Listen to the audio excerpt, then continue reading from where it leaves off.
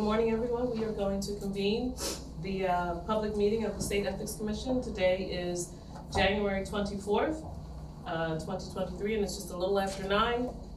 I'm going to begin by calling roll, and then we'll proceed with the agenda. Commissioner Schwartz? Present. Commissioner Hill-Wilson? Present. Commissioner Parcells? Present. Commissioner Reddycliffe? Present. Commissioner Crusoe? Present. And I'm Commissioner Sims, also here. Before I do anything else, let's start with our opening statement.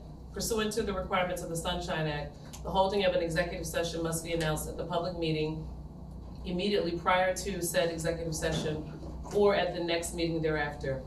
An executive meeting will be held today, January 24th, 2023, immediately following this session, to review matters that are by statute confidential, including the review of a completed investigation for the purpose of issuing a final adjudication, the review and consideration of applications for 90-day extensions of investigations filed by the investigative division, and certain administrative matters. Excuse me, before we go on to our substantive matters on the agenda, I just want to take a minute to welcome our newest commissioner, Commissioner Robert Caruso, who is coming back to the commission as the commissioner. So welcome. Welcome. Nice to have you. Okay, so first thing on the agenda are the minutes. We have the minutes from the November 21st, 2022 meeting. Is there a motion with respect to the minutes? Has everyone had a chance to review them? So moved. Okay, is there a second? Second. All in favor? Aye. I abstain. Okay, and all opposed? And Commissioner Caruso has indicated abstention. On the minutes for the meeting of December 14th, 2022, if we've reviewed them, I'm prepared for a motion. So moved. By Commissioner Parcells, second. Second. By Commissioner Reddycliffe, thank you. All in favor? Aye. Opposed? And Commissioner Caruso will be abstaining, okay? All right, so the first substantive matter on the agenda, we have a civil penalty order. Excuse me. Madam Chair. I'm sorry, Madam Chair, yes. May I? Yes, before we do this, let me ask Mary, because we have a addition to the agenda, so let's address that. Yes, Okay, thank you. thanks. Pursuant to section 712.1E1 of the Sunshine Act, I am requesting the commission add to the agenda consideration of a request from the Pennsylvania House of Representatives to allow for full electronic filing of statements of financial interest by staff of the House of Representatives. Commission staff received the request late in the afternoon of Friday, January 20th, 2023, hence the late request for addition of this matter to the agenda. We are requesting addition of this item to the public meeting agenda in light of the May 1st, 2023 Statement of Financial Interest filing deadline, and in light of the Commission's next regular meeting only being scheduled for April 12th, 2023. Please note that addition of this item to the agenda requires the majority vote of the commissioners present today. Thank you. I will make a motion to allow that to happen. Thank you. Thank you. Second. Thank you. Is there any discussion on the motion? All in favor? Aye. Aye. Opposed? Abstentions? The motion carries. All right, thank you. And can we add that then to, as number 10 to the public agenda? Let it be done. Thank you. Thank you. Okay, we have a civil penalty order that is a consent, I believe, in the Davis matter. Commissioner Reddycliffe, are you prepared to present? I am. The case involves respondent Judith Davis, who failed to timely file a statement of financial interest for calendar year 2021. The parties have submitted a consent agreement proposing that the commission find the respondent failed to timely file a statement of financial interest for the year stated and impose a civil penalty that I will detail in my motion.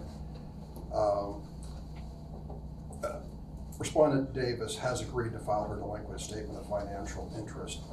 Before I continue, I wanted to ask a question, and I think I asked, maybe pose this to maybe Jen, is that correct? Okay. So, since I'm relatively new, as I am new on the commission, has this person, has Ms. Davis filed in the past When, excuse me, when I looked her up, there was one prior delinquency in our system, but she filed after she got warning notices. It never got as far as us filing a petition for civil penalties. Okay. So this would have been, this would be her first petition. And if I may add something to that, so when she filed previously and received the warning notice letters previously, she was with the county government in a different position. And when we spoke to her on the phone, she didn't receive any kind of notification from Selinsgrove Center that she had been reappointed. So she wasn't really sure necessarily what was going on. And she called us, she spoke with us, she took responsibility, wanted to make this right and get it done. And so that's why we offered the lowered amount of penalty. But my question is that, my second question is, what happened after the first notice? I mean, one notice went out, and then there was quite a bit of a delay between the first notice and the second notice. Did she not respond to the first notice? She didn't, and frankly, in our phone call, we did not address that. Usually, I mean, in all candor, we're happy when people call us and reach out to us Okay. and make an effort, so we try to work with them. I remember this particular individual was very upset because she had never failed to file in the past when she worked for the county, I believe. So I think it was I didn't know I have to do this, what can I do to fix this? So usually when they do that, we do lower the penalty to work with them. I'm surprised if she was that concerned that she didn't immediately pick up the phone with the first letter that she received. Agreed. And one other thing that I'll add is that we tend to find, and I don't have the exact data on this, but when we enter into a consent agreement and have a lower penalty, obviously that consent agreement is honored and it leads to less enforcement actions in Commonwealth Court, which lead to court costs and penalties that we may or may not end up ever receiving, depending on if, it goes through enforcement and contempt. Okay. And so it's kind of an efficiency thing as well. Now, my final question, quite honestly, the maximum is $250, the penalty, is that correct? How do you arrive at $150? Well, you just arbitrarily knock off $100, or how does that work? I think it's more discretion at the Okay. time of the phone call. A lot of factors come into play, what their past is with us. We've had some people call and say, well, I'm not paying, or, well, I don't wanna do this, but go ahead and send me the paperwork. Well, I don't knock off. Okay. It's depending on, it's like anything else in any judicial system. It's how cooperative you are, how responsive you are, and ability to pay is always a factor. I honestly don't remember her raising ability to pay in this case, but that is a factor that we consider. So then we do have the discretion to make those adjustments accordingly. We do. I've been given that discretion, and I always clear it with Mary Fox, our executive director. She approves all consent agreements. I always tell whoever I'm speaking with, that will work subject to our executive director's approval. And then she approves it or not. Which I did in this case. Okay. Right. Yeah, and I guess for our next case after this one, as I recall, the penalties were the full penalties. And so I'll wait till we get to that so thank you very much. I Thank appreciate you. it. So based upon a review of the facts, I am of the opinion that this consent agreement is consistent with the commission precedent and is a proper disposition for this case. It is my opinion that the commission should impose a civil penalty agreed to by the parties per the consent agreement. It is further my opinion that the commission should order Respondent Davis to file her delinquent statement of financial interest to the extent she has already not done so. there is nothing of record that would constitute a defense or excuse for non-compliance. Madam Chair, I would like to make the following motion. I move that this commission approve the consent agreement submitted by respondent Judith Davis and the investigative division imposing a $150 civil penalty for failure to timely file a statement of financial interest for the calendar year 2021. I further move that to the extent she has not already done so, respondent Davis shall be ordered to pay the recommended civil penalty amount agreed to by the parties per the consent agreement within 30 days of issuance of the commission's order. I further move that to the extent she has not already done so, respondent Davis shall be ordered to file a complete and accurate statement of financial interest for calendar year 2021 within 30 days of issuance of the commission's order. Is there a second on the motion? Second. By Commissioner Schwartz, thank you. All in favor of the motion? Aye. Opposed? Any abstentions? Motion carries. Thank you. Commissioner Schwartz, I believe the next two matters, which are default matters, are on your presentation docket? Yes, they are, and rather than doing them together as we often do, I think because Commissioner Caruso has a conflict with one of them, I'll do these separately. The one I think you're able to be involved in, Commissioner Caruso, is David McQuiston. This is a member of the Port of Pittsburgh Commission. And the facts of this case are briefly that David McQuiston failed to timely file a statement for financial interest for calendar year 2021. There were 2 letters sent to him. This time they appear to be closer together, addressing the point that had been made before, one June 24th, one July 14th. There was no response or action taken to those letters. Following review, it is my opinion that the commission should levy a maximum civil penalty of $250 for the delinquent statement of financial interest for calendar year 2021. And it's my opinion that the commission should also order respondent McQuiston to file his delinquent statement of financial interest. There is nothing of record that would constitute a defense or an excuse for respondent's non-compliance. Based on that analysis, I'd like to make the following motion. For the case involving respondent David McQuiston, I move that this commission levy a maximum civil penalty in the total amount of $250 against Mr. McQuiston for failing to file a statement of financial interest for calendar year 2021.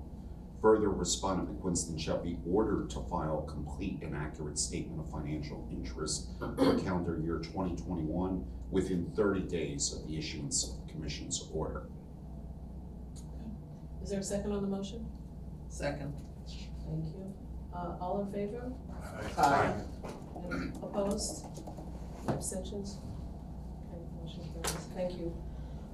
Commissioner Schwartz, Yes, if I may, before we get to the Welshman's matter, everyone knows that I retired from the commission as the executive director on April 22nd of this year. There were a number of matters that were either initiated or waiting some type of action during my tenure, and I just would like to announce that I will be abstaining and not participating on any of those matters that may come up over the next several months or so.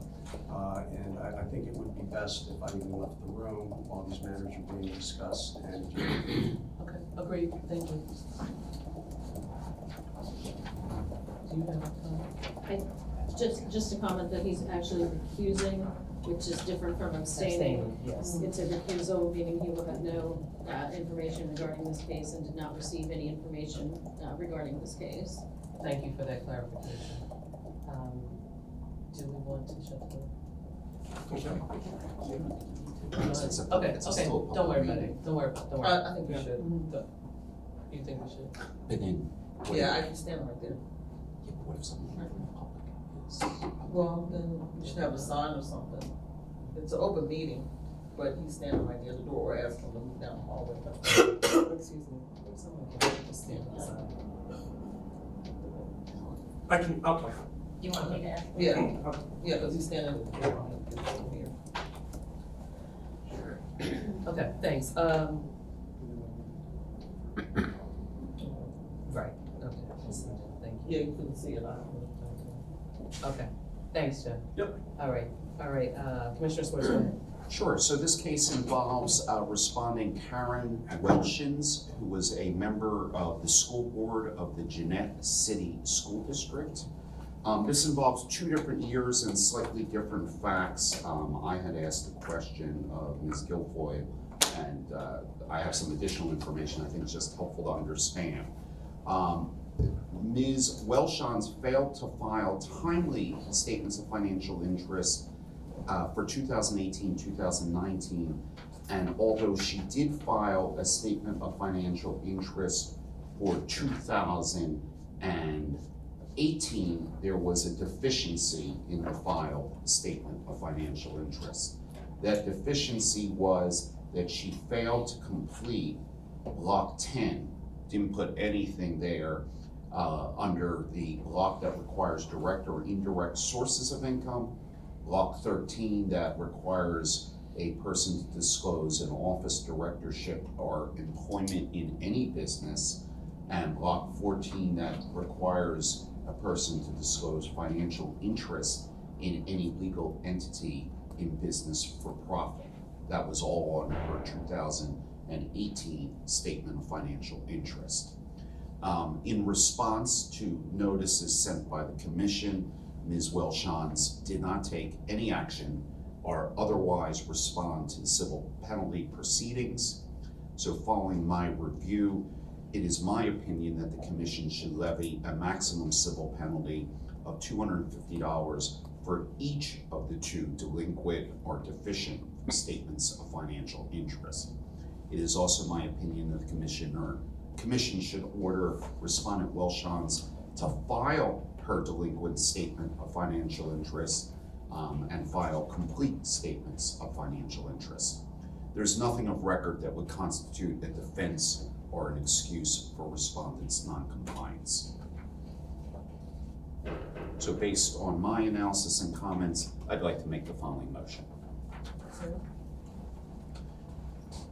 For the case involving respondent Karen A. Welshans, I move that this commission levy a maximum civil fine in the penalty in the amount of $500 against Ms. Welshans for failing to file and filing deficient financial statements of financial interest for calendar years 2018 and 2019. Further, respondent Welshans should be ordered to file complete and accurate statements of financial interest for calendar years 2018 and 2019 within 30 days of the issuance of the commission's orders. Does that conclude your motion? Are we, Yes. do I have a second? Second. Thank you. All in favor of the motion? Aye. Opposed? And abstentions? Thank you. Okay. Excuse me, so let's let Commissioner Russo know that he can return to the room. From this. Although, yeah, is he recused? No. Allies for Children? Okay. His name was not on the draft. We weren't sure until when this originally went out, whether he was or was not.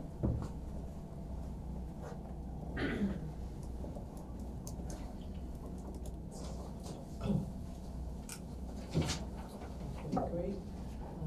With Commissioner Caruso returning, I will present the next matter, which is an administrative penalty order with respect to the lobbying disclosure law. In this matter, the respondent is Allies for Children, and that entity failed to timely file a quarterly expense report for the first quarter of 2022 in its capacity as principal, which it was required to do pursuant to the lobbying disclosure law, Pennsylvania. The investigative division indicated that the respondent's transgression of the lobbying disclosure law was negligent and has not requested that this commission impose any administrative penalty. The respondent has now submitted their delinquent expense report to the Department of State, as well as submitted a position statement outlining mitigating factors, which include corrective action safeguards that have been implemented by Allies for Children in an effort to prevent future delays in filing their quarterly expense reports. Prior to making my motion, I'd like for the commission to enter into quasi-judicial deliberations on this matter, please. So we're just gonna ask for the room to be cleared. Drilling down on, for example, gifts, $450, I just don't see it as and maybe it's just me, you know, but I just don't see that being a lot of, I can see creditors' disclosure of that, even the indirect and direct sources of income. But I just think that we don't have to do everything because everything is there. We can use a little bit of, you know, analysis. And I'm not saying there hasn't been analysis, but I'm just saying I just don't think, as a matter of course, that everything should be in one basket. And look, if we could maybe look at one or two things, that's just my thought. So for example, so travel, for example, transportation, lodging, hospitality. In what scenario would that appear? You're staying in a hotel like the Mount Airy Lodge for a weekend and they give you that for free, you would have to disclose that. Is that what that envisions, for It's example? tickets to an Eagles game, it's all that sort of stuff. Or a Steelers game. Yeah. But that wouldn't have, okay. Yeah. A ticket to an Hospitality. Eagles game is $650. So I'm saying- so you need to report that, that's Yeah, all, you just need to report it. Yeah, and I'm saying, so that Or would the be source over of that. $450. So I'm saying, I do think that there is a reasonableness to look at the increase of prices over a period of time. Mhm. If you're saying that people have to disclose everything over $250, that means, I mean, maybe 30 years, 25 years ago, that was a lot of money. You know, I don't know. But I'm just saying, I don't think that $450 is. Right, in the scheme of things, the problem when you think about what are you trying to avoid? So am I correct that there is an exclusion for gifts from family members on Yes. the reporting requirement? So we're talking about non-familial gifts. No, I'm aware. A business person who's giving a $250 gift card, I think we Yeah. recall the story of certain public officials receiving those from people who were looking to do business with the state. That may or may not be ultimately proper, depending on what the gift policies are of the administration. But requiring that to be disclosed allows the newspapers or someone else or a candidate to say, should Mike Schwartz really be taking $250 gift cards from an entity or a person affiliated with an entity appearing before me? Now, if it's a $10 Starbucks card for the holiday, you know, have a cup of coffee, that's de minimis and it's not required to be reported. So I think legislatively, these numbers were passed in the 90s. They could go up, but the question is are these numbers too low that they're capturing what we would consider to be de minimis? And I would not think that a $250 gift card is really de minimis, and that we, you know, should instead allow that 250, 300, 350 and start reporting it. But what was the legislative intent 25 years ago for 250? I mean, that was then not a small amount of money. Correct. So I'm just saying, The point is, I guess, having served or worked in the legislature for so long, I know very few people that actually take gifts. oh, okay. The hospitality is, you know, that happens a lot, you know, Steelers want to show off the stadium and they invite legislators. And that's fine, and if it reaches a certain threshold, they need to report that, that's all. The one that to your point about you know, should we look at these individually? Maybe. Direct sources of income, so many people have gig jobs right now that, you know, it may make sense to raise that. But I'm more of the opinion that the legislature should change this. I can, actually, I agree with that. Yeah. I think to me, it's a matter of legislative intent, more than we want Exactly. transparency. There's too many policy issues here for I us. agree with that. Yeah, and Madam Chair, until Yes. I read this, I had no idea that this was in the law, that it gave the commission the ability to make those adjustments. Yeah, I didn't either. And so I read this fully, this information, not that I didn't read the others fully, but I reread this one because I thought the last thing I'm going to do, and I'll be happy to be in the minority to vote no, no, no, no, no. I am not going that direction. You know, living in Harrisburg, there's this sense that we need to make the gifts zero, not $250, and transportation and lodging and hospitality is zero, not $650 or $1177 or whatever. So the last thing I wanted to do is get on a board And then increase. start going the other Yeah, way. yeah, yeah. So, so based on what I'm hearing here, I think most of us, or maybe we're all on the same page here. I'm certainly not in favor of making these adjustments, and I would not do that. Mine's for another reason. I don't think we should make that decision. Right, that's a fair point. Madam Chair, Crusoe, just one second, Commissioner Crusoe. Yeah, over my long tenure here, this has kind of been an issue that comes up every couple of years and it gets batted around. And and the commission has always stuck with, more transparency is better. And I think it's right in the preamble of the act that, you know, the greater transparency we have, the stronger the law is and the better our public officials can operate. And over the years, various executive directors and commissioners have been invited to testify before different committees over in the General Assembly. And one of the themes that consistently comes up are these thresholds, and particularly with the gifts, transportation, lodging, and hospitality. And I think there's,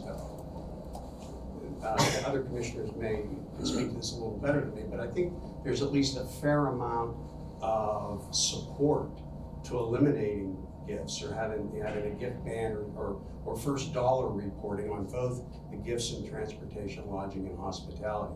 For that reason, and just based on my experiences and what we've seen here, and like Mike has said, Commissioner Schwartz has cited some cases that I would support not raising the limits. But I would go further, and I think that if we don't raise it, I don't think we should kick the ball. I think we should, is there a way to go to the legislature or be in communication with the legislature to say that we think that this is legislative action as opposed to what we should be doing? I think it should be addressed, but I don't think it necessarily needs to be addressed by us. I don't know if that's possible. So, and after you respond to that, I just want to recognize that Mr. Frankenberger had a comment. thank you. I just want to give the commission a little data. So the National Conference of State Legislatures has a list of all the different states and their rules. It was updated in September of 2021, so it's not fully up to date now, but there's only one state that has over a $250 reporting threshold, that's Texas. Most of the states have none. The ones that do have limits range from anywhere from $10 in California to New Jersey also has $250, and $250 other than Texas seems to be the number that they use. So I just wanted to let the commission know that. Thank you. Okay, thank you. In terms of, I think we would be able to do a legislative request to have the legislature look at this. The issue would then be opening up the act, which would then result in Other changes. other changes. Okay, Potentially. gotcha. Don't wanna change. Okay. All right, thank you. I believe we have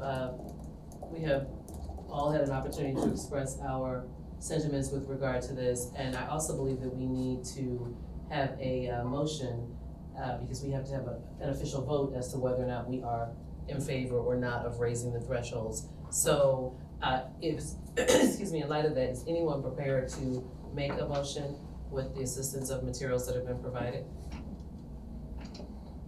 I'll make a motion. Okay, Madam Chair, I move the thresholds remain the same. What do you do for the 2 years?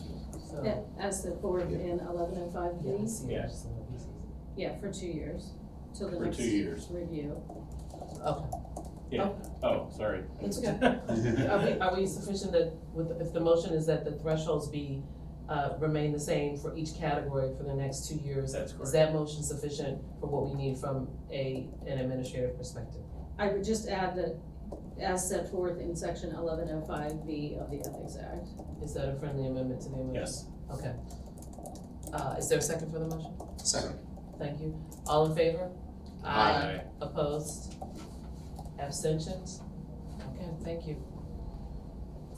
And then, Chief Counsel Milfoil, you want to review with us, 2 more matters, you want to review with us the, in light of the foregoing conversation, the regulatory process. Thank you for this presentation, which was wonderful and helpful and informative. PowerPoint. So, are you trying to plug it into? I am, Okay. Jeff is. Great, or we'll give you a couple of seconds to get set up there.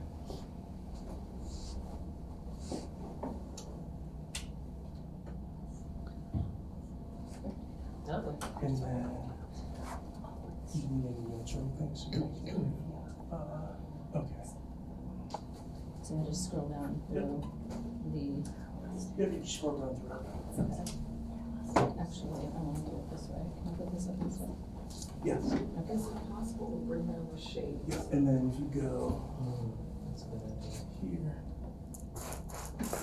then it's gonna actually show it full screen like that. Okay. And then if you move it so everybody can see it. Oh, yeah, that's Is that better for everybody? Yes. very fancy. Very technical here. Yes. The chances of me hitting my Yeah, head don't on this hit your are head. pretty good, That's I what would it is. say. Scoot over a little You bit. can, scooch it, hold on. Let's scoot you. Let's scooch you just a little, just Yeah, to. wait, now I'm caught up in the cable. Thanks for looking out for us. We Yes. really are an organized bunch here today. Okay. Thank you, There Jim. you go. So, although I was not in attendance at the last meeting due to my COVID status, it was my understanding that a discussion ensued about a difference between statutory language and the language in the regulations, albeit a one-word difference, but one word that made a very specific difference in how it was going to be interpreted. And so that led to the question of, can we amend or revise our regulations? And Commissioner Sims Chairman Sims had asked me to put together a simple slide presentation to discuss the regulatory process so we could sort of outline what it entails and, as she so eloquently puts, manage our expectations as to how long this is going to take and what the process is that it needs to go through.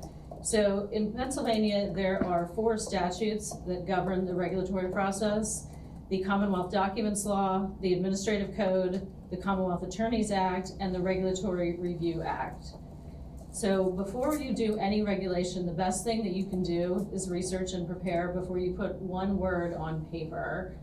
And a lot of the boards that I used to work for had committees that would decide what they wanted to change and propose the language, and then it would come to the full board after that fact. So one of the things to consider is whether we want to form a regulation committee or not. I will say that Executive Director Fox and I had a very productive discussion with the Chief Counsel for the Independent Regulatory Review Commission, who was very helpful in identifying some of the areas that she thought would speed up the process, as well as offering her assistance should we need it She indicated that depending on what the changes are, sometimes a committee can slow down the process. Sometimes it can be helpful, so it's something to consider. Some of the other things that I've listed here, we have to determine what areas that we're interested in revising and how we're interested in revising and amending them. Some of the other things that they ask for on a regulatory analysis form that we have to submit is what do other states and jurisdictions do? How is it going to affect the consumer or the affected or the regulated community that we have? National trends. We need to identify stakeholders, meaning those that would be interested in this. And although we're not required to do so, we can send out a draft regulation for comment to the regulated community and the stakeholders. And although, again, that requirement is in a governor's executive order, she did, when we asked about it to the chief counsel, she did indicate that it's a good practice regardless of whether it's a requirement for us because we are an independent agency. So once you get all of the background information done, which is probably the longest part of this, we complete a draft of the annex. When I first started working with my old job, I thought, what in the heck is an annex? Isn't that, what is an annex? So the annex is actually the text of the proposed regulation. And all of our proposed regulations have to conform to the Legislative Reference Bureau's style manual, which is about 70 pages, I believe, and will tell you anything from whether you should use "an" or "the" or how to, I mean, it is very, very specific on how to conform your regulations to the style that they will approve of. So once we draft the proposed annex, it has to be adopted by the commission in an open session, or you can suggest revisions, and then we go back and forth with that same process. The revisions will be made, it will be brought back to you. Once it's finally approved, then you're satisfied with the annex, then we move forward to the next step. So the research, the preparation, and the drafting of the annex is probably 9 to 12 months based upon what I've learned. There are additional documents that need to be completed in addition to the annex. We do obviously the final version that we have. We have to do a preamble which discusses what we're doing, the policy choices that we made and why. And there are also face sheets that have to be completed, and those are from the Independent Regulatory Review Commission, also known as IRC. So I'll probably keep referring to them as IRC throughout this. I have a question. Sure. What branch of government is IRC a part of? They are an independent agency under, I think they're independent. Fully independent. Yeah. Fully Similar independent. Johnson. Who appoints their members? Do they have a board, right? They do. They have 5 board members plus staff. And I believe that their members are appointed through the legislature. I could, Every caucus gets to appoint a member, and I think the governor gets one, I can't remember exactly, but it's. so depending on your meeting schedule, because there's only approximately, I think we have maybe 4 or 5 meetings at most per year, this whole process of going back and forth until we're finally ready to vote on the annex and the preamble and execute the face sheets could take anywhere from 4 to 8 months, again, depending on your own schedule. Question. Sure. So the regulatory committee that you talked about, or regulation committee, would that committee, could that be part of their tasks? It would be ultimately, I would be the one drafting what you tell me to draft, what you guys want in a regulation. It's up to me to use the style manual and our prior regulations that we have and make sure that they meet all of the requirements and that all of this information is complete. It's basically it's solely within the chief counsel's role to do that. The committee would be a body that would simply identify what needs to be changed, how it should be changed, And then I would then interpret that into the appropriate language for the regulations to be changed. And then that committee would be would interface with the commission as necessary. Yes. Okay. So one of the longer items that must be completed before, again, before this regulation package even leaves the building is called the regulatory analysis form. Sounds pretty simple, right? It is actually a 12-page document that, sorry about this, requires everything from fiscal, oh gosh, I may not be able to get in, I apologize for that. I can simply tell you what it is. It requires everything from discussing the fiscal analysis of the bill to how it affects everybody in Pennsylvania, to the regulated community, to, it is an extensive document and takes a great deal of preparation. Mary can attest to a regulatory analysis form's complexity and how difficult it is to get one actually completed and out the door to ERC. So once you do that, at last, the annex leaves the building. It goes first to the budget office. They will prepare some of the fiscal analysis for you. Once they prepare that and you include that in the information, it then goes to the Office of Attorney General. The Office of Attorney General has 30 days to review your proposed regulation. However, if they have any questions about it, that 30-day time period is told. So it's really hard to judge how long they'll actually have something. If they have questions, it's gonna be beyond the 30 days. Then we would respond to any memo that they sent us, tolling the time frame, and answer the questions that they have asked of us. Then once they would approve it, the rulemaking package is returned to us for delivery to the appropriate committees. The committees would be the standing committees of the House and the Senate, the Legislative Reference Bureau, and ERC. They're all delivered on the same day. They're all basically delivered almost at the same time. Once we do that, the Legislative Reference Bureau will start the process of publishing the proposed changes. And they'll send to me the galley pages, if you will, of what they're going to look like once they are published. And we have 48 hours to notify them of any changes if we see a typo, if we see something that doesn't comport with what we actually sent to them.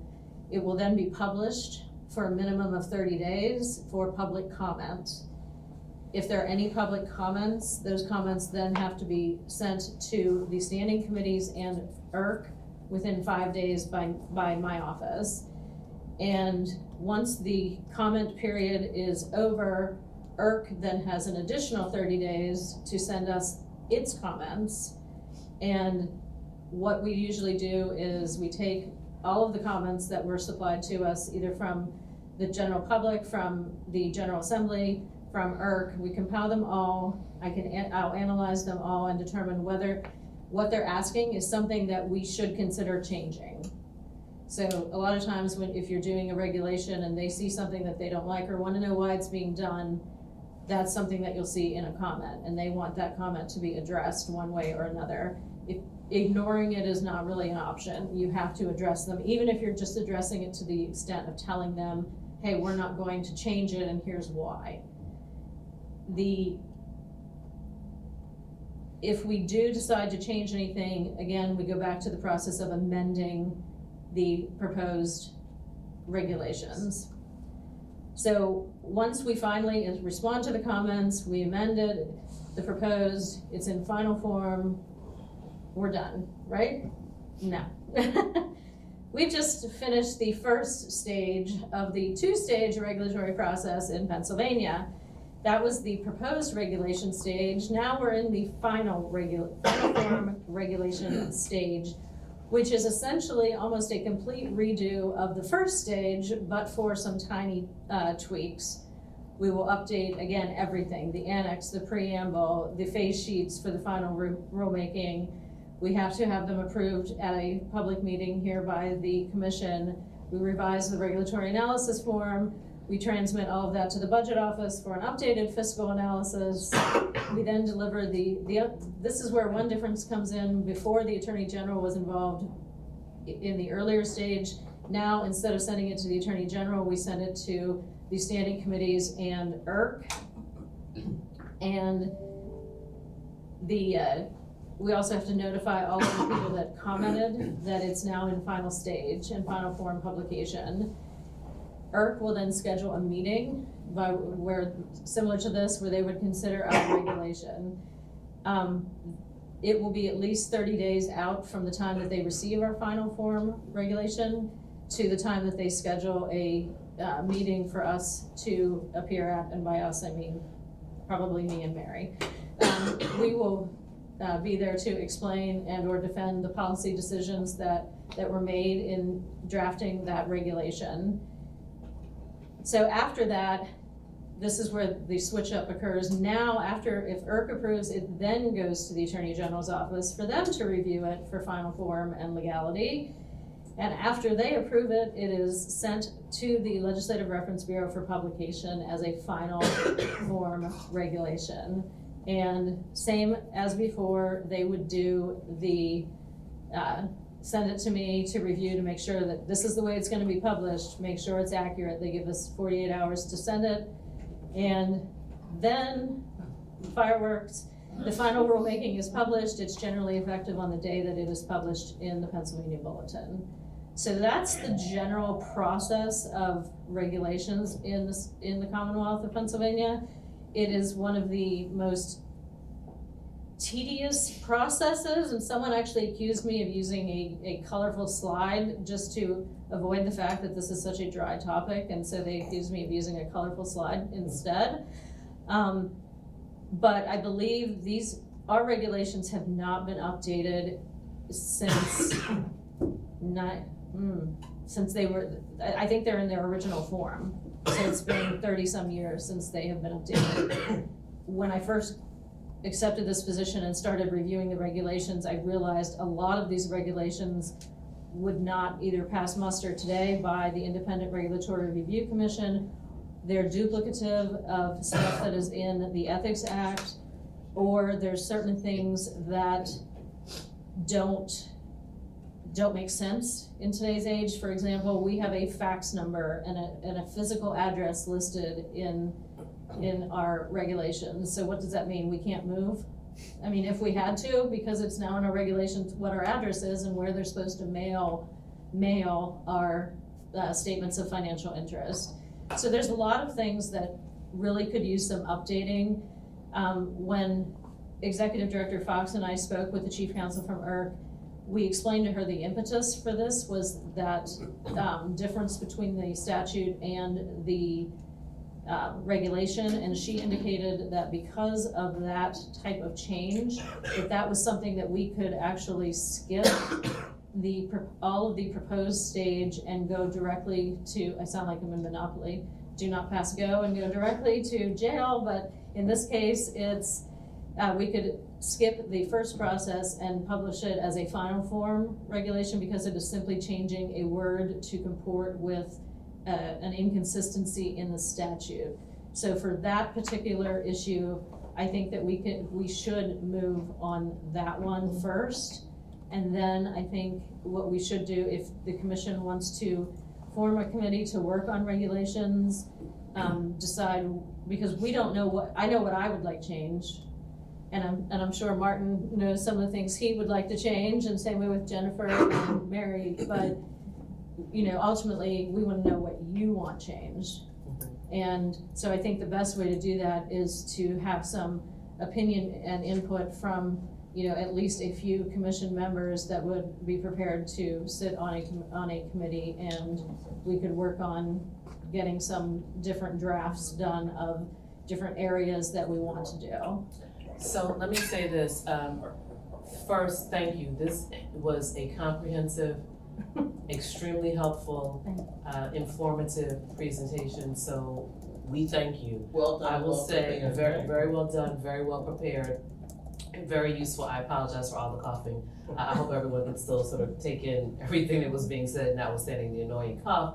I just want to correct one thing you said at the very beginning. I did ask you to prepare this, but actually, just in the interest of full transparency, the request was made because Commissioner Hill Wilson said to me after the last meeting, hey, what is the process if we need to sort of get this change? And I said, I don't know. But we probably need to figure that out. And that prompts the call to our council to say, what is the process? And that is how so thank you for the request. Thank you. And I also want to say in that same spirit, that particularly as we are in the process of trying to educate ourselves, and we have a number of new commissioners, if there are other things where commissioners feel that we need to have a training or some education, please feel free to express that. And I mean, we've got wonderful resources here, and I think that we benefit from having information such as this. So don't be shy about saying, we'd like to get a training on that, or we'd like to get some additional education. With respect to the substantive matter though, I believe that the recommendation for a committee is a great one. So I'd like for the commissioners to consider that, and I'm open to having volunteers. My recommendation would be that, definitely from the staff perspective, that our ED and Chief Counsel be a part of that committee. My further recommendation would be that you, the two of you, and certainly if others of the staff want to be a part of it, good, great, fine, wonderful. I think we do need to be cognizant of schedules, however. Right. But I would ask the two of you to at least, and we will think as well, but to at least start with recommendations as to what you believe, needs to be changed. And then whoever else wants to join the committee from the commissioners, I definitely think we need to be a part of it. And I would further think we might want to consider having sort of a meeting convened maybe the day before our next meeting or something along those lines. We can figure out what may make sense, but maybe that's an appropriate time to sort of structure a That's what meeting my old of the committee boards would meet either the day before their scheduled meeting or or the day after, Okay. whichever worked for them. Yeah. Should leadership be a part of it, so either the vice chair or the chair? So my thought would be, and also, I think today with our teams and our things, we may or may not have to do it directly, because this Right. could That's be a good a point. virtual. Yeah, good point. That's a good point. For efficiency, I'm just thinking, should the subcommittee or the committee here involve two commissioners, our executive director and our chief counsel, and then have as participants anyone else that wants to be involved or can be involved? And that committee of the 4 people would report back to us their recommendations. And I would just suggest that we establish the committee and then it can be populated afterwards, but that we today. Yeah, I was gonna suggest, I'd love to see staff give us their list. I mean, what do you think we really need? And then from there, I think we constitute a committee. But I'd love for you to share with all commissioners what you really think needs to be changed. We It's may have to clear we schedule a need to two-day redo the meeting. regulations. I have no doubt we need to redo the regulations, and I'm very familiar with how long the process takes, but it has to start somewhere. Yeah, I think we can do both at the same time. Yeah. I think we can. Okay, that's fine. Start a committee and then populate it. But I think Commissioner Purcell's right. The whole commission should know what are the ideas being Absolutely. considered, rather than Yes. waiting till the Right. end and having a proposal, I agree. just so we can give comment on it. I think that's a good idea. And we'll build on that. Yeah. But if we today establish the committee, I think at least we get some momentum Exactly, that's fine. starting. Okay. Amongst the commissioners, I'm sorry. I just, having been through this regulatory process a few times, because I've done these before, one recommendation I would have, and I think it's just something to think about now because it might take some thought and some consideration, and this was also a recommendation of the chief counsel at ERG, is to involve the people who are gonna be potentially impacted by this. She thought that a regulatory change of our regs in particular would generate a lot of interest. And what I would prefer we do is work with the folks that it's gonna impact in coming up with what the regs should look like, rather than have it be an adversarial process, because I fear that would slow it down if we, I'm not saying that we wanna take all of their suggestions that we receive, but definitely open up the conversation with who we think our stakeholders are gonna be, so that we can not like extend this process longer than it needs to go. Are you suggesting that we have a seat on the committee for, let's say, someone from, you know, a association of state and local commissioners? Or are you suggesting that the committee solicit input from stakeholders early? Which one? The Part of the second. committee or The just second. get Yeah, the information? second. Yeah, I'd like to get feedback from, we can identify who it might be, but, you know, we have good relationships with folks from PSATs, State Association of Township Supervisors, County Commissioners, Association. Those are just examples. I'm not saying they would be the ones that we would meet with, but potentially get feedback from them so that we have them, so we're all working in the same direction and it doesn't become an adversarial process. Because that sounds like the work of the committee. Excuse me, so I think what we need to just focus on right now is establishing the committee. Okay. If we're recommending a committee of 4, and the committee can certainly solicit feedback from appropriate stakeholders and affected persons, and that makes perfect sense. Great.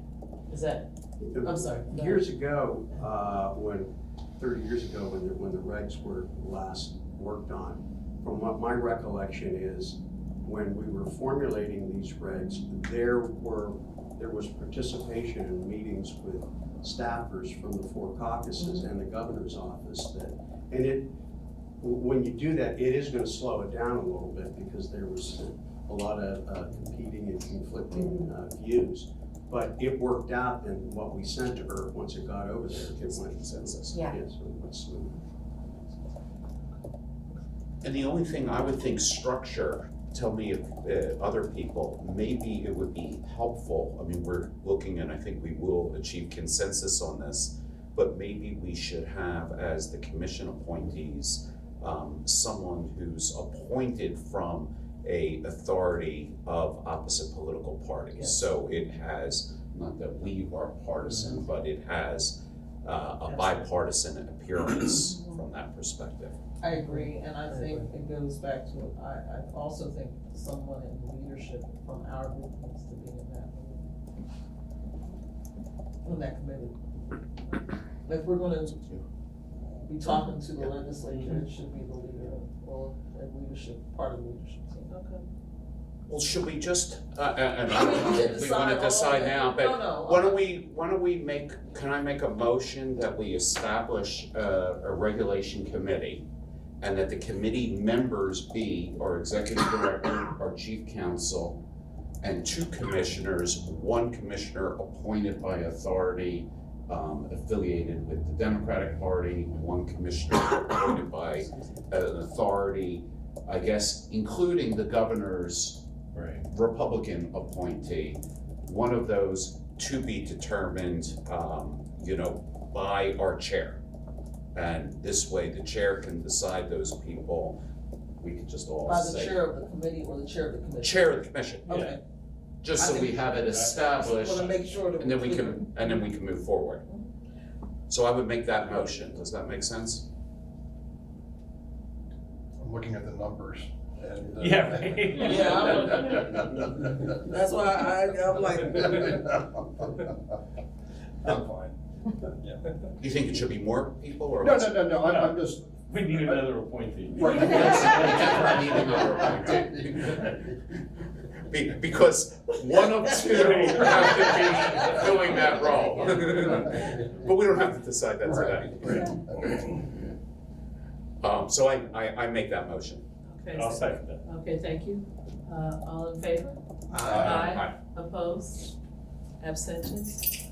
All right, the motion carries. Thank you again, Bridget, this is Yes. very, very, It's a dry topic that needed to be done. this is, Should be done. should be done. I don't think it's dry. What we need. Maybe I'm a weirdo, I don't know. You haven't been through the process before, it's all. I would like to mention that there's attorneys at most of the larger agencies, they only do regulations, that's their full-time job, so just commend to Bridget, who was able to put this together.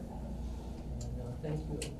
And sometimes they go through the process of regulations and then cancel them last minute, like the charter school ones happened last year. Well, on the bright side, I'm very good friends with the person Mary spoke about, the regulatory counsel for the Department of State, who, based upon our conversation with IRC, is their biggest customer. She has 133 rate packages currently going at one time, so she's gonna be available. She's already provided me with a lot of good information, and I'm sure if we have any questions going through the process, that she'll be a very valuable resource to us. And so as we think about changes and changes from staff, likewise, we should be thinking about changes as well, right? Yes. Oh, yeah. Great, thanks. All right, and it appears that the last matter we have on the agenda is a matter that was added. This is with respect to the e-filing of SFIs, so. Thank you, I can, sure. So I'm just gonna give you all a little bit of background. Apparently last January, we received a request from the House of Representatives from Daniel Coleman, who's an attorney for the House of Representatives Core, his title is Core Chief Counsel.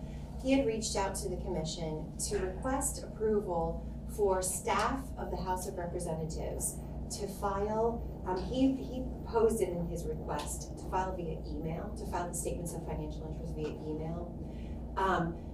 That did come before the commission, and the commission approved that request.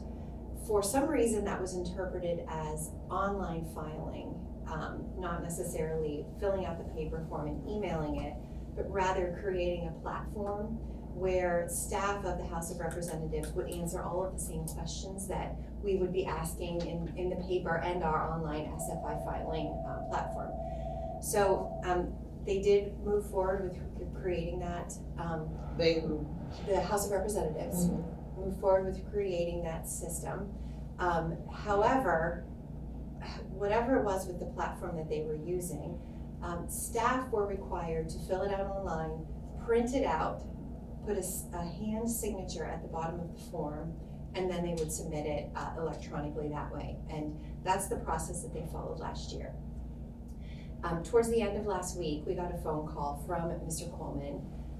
He asked whether we could get commission approval for them to actually go in and use a online sign-in where someone has to enter their credentials, fill out the form online, and then submit the form online without having to print it and then physically sign it and resubmit.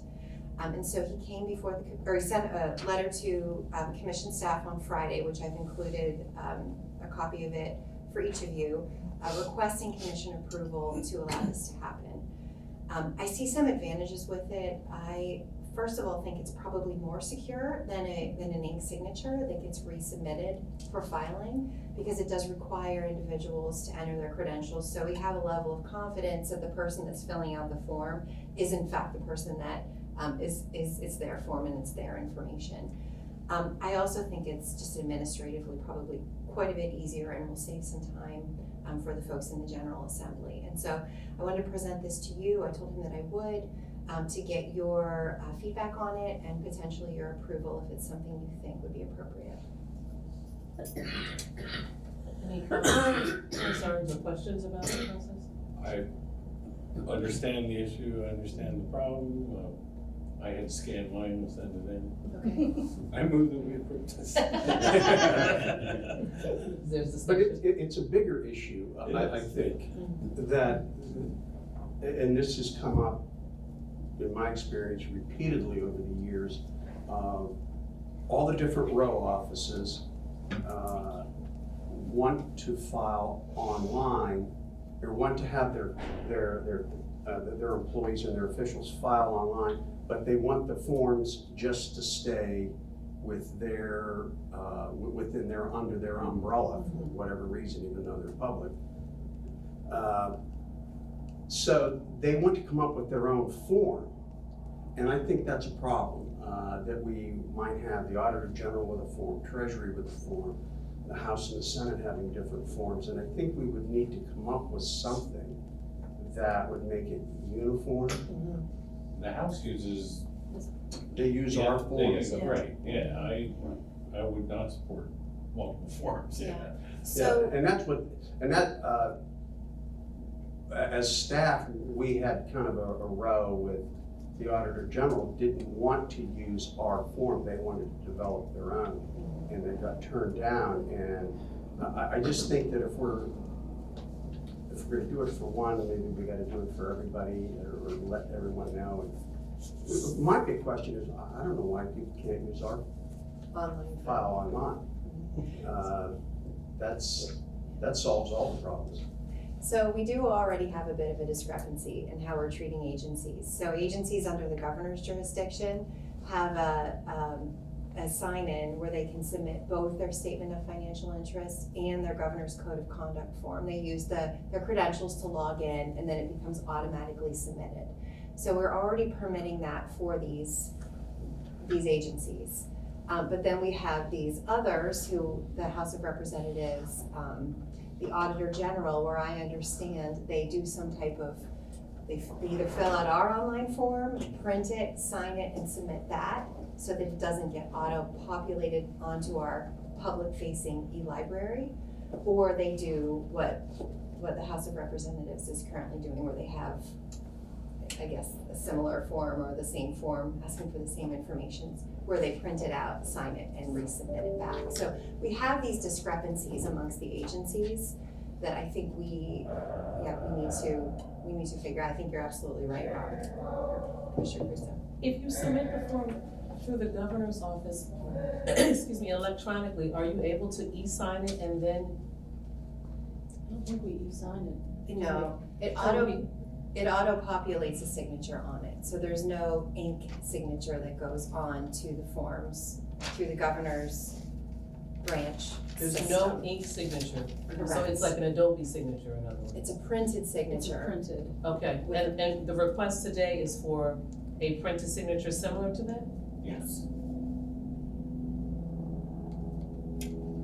So aren't they able to just do the same back of the house framework structure that the governor's office has done to create the form to? They have their own independent, infrastructure, computer infrastructure, I think that's gonna be different, but, why are they not able to do it right now? However their system is set up and the way that they feel the commission has approved in the past what they can do, they don't feel comfortable doing it the same way that the governor's office staff is currently doing it. They can now, they now have the infrastructure, they're just waiting on the commission's approval to allow them to do it. I guess, but if we've approved it for the governor's office, well, I guess I'm not clear why they need us to do anything other than what we've already done.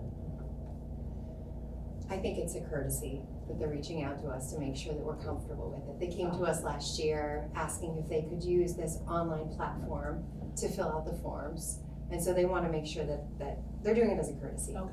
And also, I think, to get to Commissioner Caruso's point, the statute says the form shall be a form prescribed by the commission. Mhm. So if this form is slightly different than other forms that we approve, but in essence, what we're hearing is the same thing, under the statute, we can arguably say, yes, that's prescribed by the commission, and we could arguably say, Auditor General, what you want to do and changing the form is not what's prescribed by the commission. For today's purposes, I agree with Commissioner Purcell, this seems like an easy, okay. And I guess, behind the scenes, and this is probably why there is different IT systems, there are separation of the branches here. And, some people, while this is all public, may feel that they don't want it as easily accessible on our website rather than whatever other process. And I think that's a bigger picture. Maybe we can have a discussion in our regulatory committee about That's that point. what I was gonna. Did you see? No, but there are great regulations that we. But I think as we're, developing a regulatory committee, I think we should be talking about or thinking about a, IT committee. I mean, and how we can go from some of the historic processes that we've used in the past to a more modern one. One should be able to go online, do all this stuff, DocuSign it and be done. I mean, that's where we are right now. Absolutely. And so how do, where are we and how can we get there? Does it need another committee? I don't know. Performance punishment, I'm not trying to create a committee and, be on it, but it's something, as we're thinking about processes, I think we have to think about the future, the present and the future, because, that's what folks are doing. When you go to do a mortgage or you do an application, I mean, you can go online, fill it out, DocuSign it, and it's done. And young people, they're, I'm young, but, the pen and paper, they don't even know how to read cursive, I'm just saying. Everything, you type everything up, right? Right. So I just think that as we're thinking about future, that be a part of the thought and perhaps conversation. Thank you. Commissioner, Reddy-Cliff had a Rob, you might be the perfect one to ask this question, because I've asked it before when I worked in the House. The history of the act of, a House member has to file with both the commission as well as the House of Representatives. And, the Senate's the same way. They have to, a senator has to file with the commission, the same document. And the staff, on the other hand, only has to file with the employer. I'm thinking there's got to be something, when this was first created, that, a House elected official had to file in both places. But it would just seem to me that today, with the ability to see everything in one area, and we are an independent board, governor's appointees, legislative appointees, that this would be just the right place for one document, instead of, elected officials filing in two different places. And, the staff saying, oh, boy, I wish I could file this electronically, what was the reason that you had to file in two different places back in the day? That goes back to the original Ethics Act that was passed in 1978.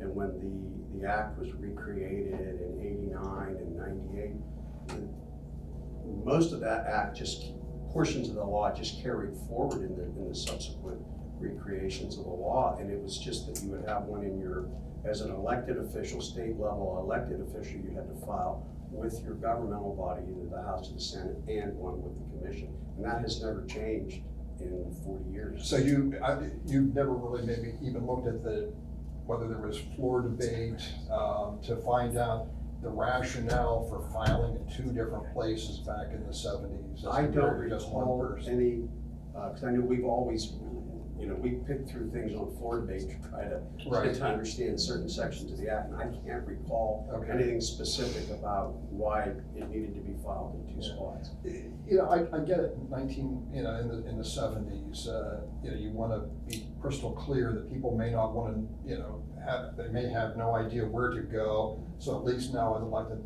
official, you have two different places to look for. But it just seems like that day has passed, and that perhaps there is something that we can do to streamline not just the House, which is a great step here, but and maybe we would need that legislative authority to do that. I don't know. I think there would be. When the first Ethics Act in '78 required everyone who was required to file here, and we would get a couple 100,000 votes a year in here. We would hire temporary staff, debates and batch them. And we had paper coming out our ears over here. And when when the law was recreated in '89, one of the complaints from citizens and local government people was, well, you guys are here for, why should we file there? It should be filed in the township or the borough, where, for transparency, a citizen can come in and see the form at any time. So when the law was recreated in '89, they broke it out that local people file local, state level people file here. And if you're getting back to, this is maybe a pet peeve of mine that I had while I was an employee, is that I think now with the technology, I think it would be better if everyone who had to filed here, because you could just easily go online and see someone's form. And there's also, it would aid in as far as compliance. That, you know, people wouldn't have to leave the office, we could have people doing compliance here. That's just, I think it's kind of it's a bigger issue.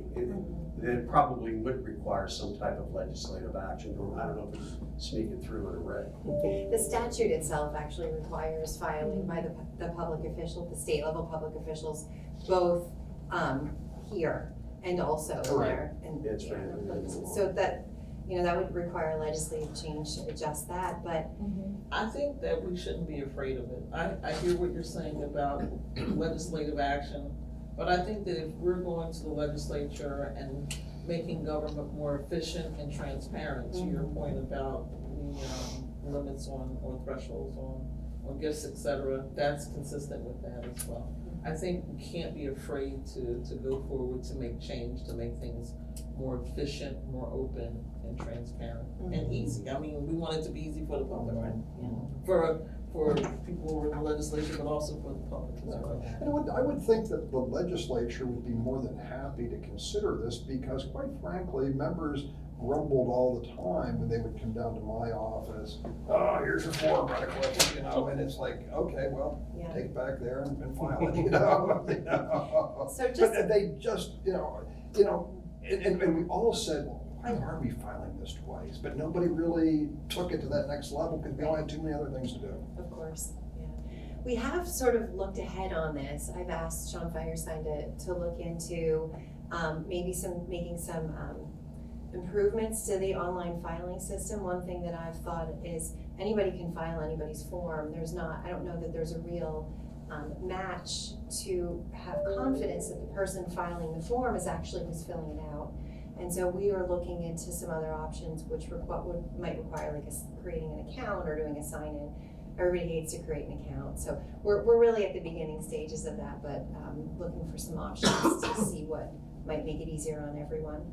But I think, to your point, I think it's also good as you're creating this, discussion, that to have people, other stakeholders involved, to hear what they're saying as well. Who they may be, I don't know, but I'm just saying, you just wanna hear different commentary out of things. I agree. All right. Good, thank you. So I think we need a motion to approve this. Do we need a motion? I think I made a motion, yeah.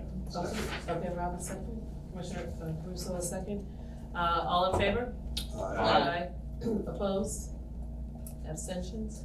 I think the motion carries. Thank you.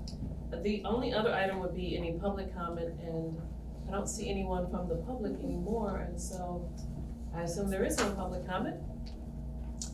Hearing none, I'll take a motion to adjourn. During the public meeting. Second, Second. thank you. All in favor? Aye. Opposed? Abstentions? The public meeting has concluded. Thank you all.